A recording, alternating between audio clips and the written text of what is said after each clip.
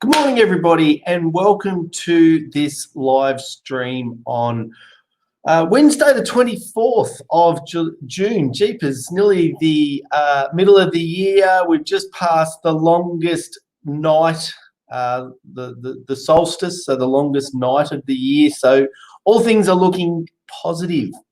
I was to start off with a postponement of the discussion that I was going to have with Craig Armstead today on salary caps, and unfortunately, Craig has had to postpone our discussion until next week on salary caps. So next Wednesday, two ex-CEOs of local football leagues will discuss the pros and cons of salary caps within community sport. But for today's session, I really wanted to look at the breaking news of last night was the world number one tennis player, Novak Djokovic, test positive for COVID.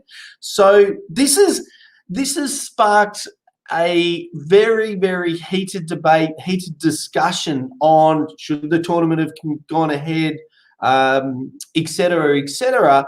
My position is I want to look at this really differently and say, well, what did we learn? What can we learn? Because the fact that the tournament did go ahead gives us a great opportunity to take some learnings out that we can apply into sport as we're moving forward. It also, in this week of reminders of the reality that we are living in with Victoria going backwards and reimposing restrictions on the number of people that are allowed in our homes. And now we're seeing that major sporting events, sporting events involving the number one player in the world are also creating what we've talked about all along, which is COVID clusters. And hopefully this COVID cluster doesn't lead to a COVID outbreak. So that's the discussion today. So if you're online, there's 11 online. So please join me in the conversation, in the discussion. I'll be bouncing between two screens because I still haven't quite got my the studio back up and running, but we will. And Cameron, that's more on me than on Telstra, so don't worry. All right. So now the reality is when we're trying to get information out about what can we learn about the exhibition tennis tournament that Novak Djokovic organised, the only thing we really can rely on is media. So let's take that with a grain of salt. But let's have a look at what it was. And I'm not that my opinion's overly relevant, and I'd love to know your opinion. For those that are watching online, I'd love to know your opinion. But from my perspective, what if we take away the people and the sport, etc., what actually happened was that in a region or countries that's got relatively low COVID, very low social restrictions, they ran a small tournament with a small number of players as an exhibition. And so from my perspective, if we look at that as a pilot, that was a pilot. And this is also in a sport that should theoretically have automatic social distancing because you've got a net in the middle for in between the two players. So it's kind of logically, it's a socially distanced sport. I thought it was a very good sport in a very good location to start trialing, bringing sport back. Now, the reason the outcome has been not yet catastrophic, but been terrible with many of the players' families, and many of the support staff all coming down with COVID-19. So again, when we work out why, all we can rely on is the media. So I thought it was a good thing to run the event in a relatively safe part of the world, a relatively safe sport. Deb says it was too soon. Now, my question, and again, I'm not debating that whether it's too soon or not. Is it too soon, or was it poor execution? And so if we look at, and there's a lot of media around, but I'll go to what we in Australia would we call a reputable media organisation. So the Sunday Morning Herald, Sydney Morning Herald, sorry. Let me just bring up the media article that I'm just going to refer to. Lots of people that were involved in the tournament got infected. And I'll just go to some key points about the event. Novak Djokovic was criticised for organising the tournament and bringing players from other countries amid the pandemic. And they've got lots of criticism for that. And I'm just going to walk past the criticism because I'm not overly interested in the criticism, but more so the learning.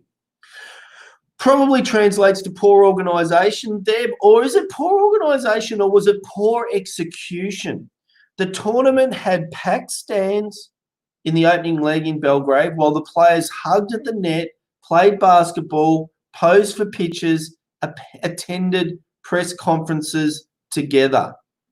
Now, us in Australia, we go, well, that's ridiculous. But we do need to put it in the context, both Serbia and Croatia easing lockdown measures weeks before the event. Players were not obliged to observe social distancing rules. So theoretically, what that means is that they didn't actually break any of the rules of the country. All right. And so they were potentially following it. But one of the things that we've learnt this week is that COVID's still there.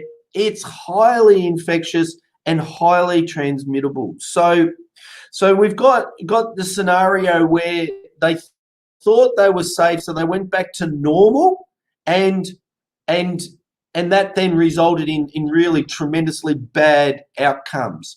And it's not just in the tennis that we're talking about. And I'll just probably that's the learning. There was no social distancing, probably the hygiene, but it's not just the tennis that we're talking about here as the high. Oops, that works beautifully. News overnight, 7 more Pakistani cricketers tested positive to COVID-19.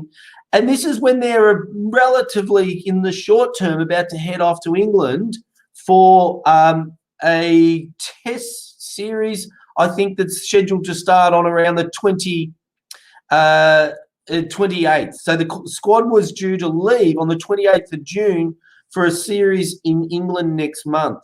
So here we've got international teams that are working under international restrictions, being a little bit lax, a little bit, she'll be right, mate, and it coming through and having really poor outcomes. COVID clusters turning into COVID outbreaks, we hope not. So if we convert this back to our club structure, what's happening, and so this is the Times of India. So we'll go back to our friend Novak, so the screen's not moving. If we think about the scenarios that's happening in our community sports clubs, certainly last week and before, what we were finding was that clubs that were really implementing these strong protocols were getting a little bit of pushback from the members saying, hey, this is not necessary. This is draconian. We don't need to be doing this sort of thing. So a couple of things. Clearly, we do need to be doing these things. Clearly, it's not draconian. Clearly, it's not overkill. So, but the things that we're being asked to do are not challenging.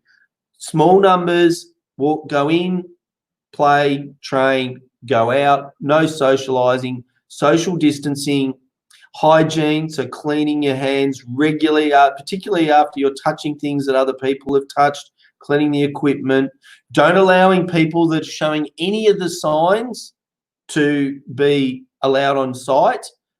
Now, the challenging thing for everybody is that in both the cricket and the tennis, none of the players showed signs. They were asymptomatic, so they weren't showing the signs. So that's the challenge that we have and why we need to keep going with these distancings. So Nicole Brown, welcome to you, Nicole. Need a more detailed plan, not thinking we can go back to normal. We need to move to the new normal. And the plans are starting to come together, and there's lots and lots of resources available. So if you're not sure on how to make your club safe, then just go to the sports community website, www.sportscommunity.com.au. The very first banner, you'll see COVID-19 resources. Click on that, and we've got a list of about 50 or 60 different links to different websites, Sport Australia, the state sport and recs around the country, Big Sport, and the sports federations, lots of peak sporting bodies. So huge number of resources there. But I think it's the plan's one thing. Excuse me. The plan is one thing, but what we do need to do as the leaders of our community sports clubs is we need to have the confidence in the plan and the discipline to follow that plan, even though, excuse me, my poor old voice with 50 webinars in the last 6 or 7 weeks and daily live streams is giving out. So, so we need to be confident that the plans that we've been given and the methodologies that we've been given from our peak sporting bodies are good. And we need to be disciplined enough to follow them and confident enough to withstand ourselves when our community says, hey, this is draconian and this is overkill. We don't need to do that anymore. And so that takes a lot of courage for the sports club administrators. Mike says, I played tennis with a friend and his boyfriend. Those two are never late for a match because they pack their stuff the night before. Yeah. So it's about getting organised, being ready to play, go in, go out. Exactly. So we do need to be, Mike, the key there is being organised and thinking about the new normal, as you say, Nicole. So I think this week has been a really good just reminder that COVID is still here. It's highly contagious. It's highly infectious. The people that are transmitting it are not necessarily showing the symptoms. So that makes it more difficult. So it's the sight unseen enemy, if you like. And so that we do need to be able to be confident enough to be the new norm to ensure that we are doing social distancing, hygiene, making sure we're safe, small numbers, etc., etc. So that's my take on it. I for one didn't have a problem with a sport like tennis, naturally socially distancing, doing a small tournament in a relatively safe part of the world, and to see what we can learn. And what do we learn? That you can't take COVID for granted. And I think that's a very, very, very, very important learning. But I also don't think it is that we all go backwards and stop what we're doing and retreat away from our sports clubs. I think it is that we move forward in the new normal, as you say, Nicole, and respect the scenarios that we now need to operate in. So that's my thoughts. Before my voice gives out, my sincere apologies for coughing through this. Thank you for those. Deb, thank you. Simone, I'm assuming you're there somewhere or you'll watch the video, so good morning to you. Nicole and Mike, welcome to the conversation. It's great to have some new names on the chat. So until tomorrow, I'm Steve Pallas, and welcome, or thank you for being part of our sports community. Oops, and I'll just press that button and we'll see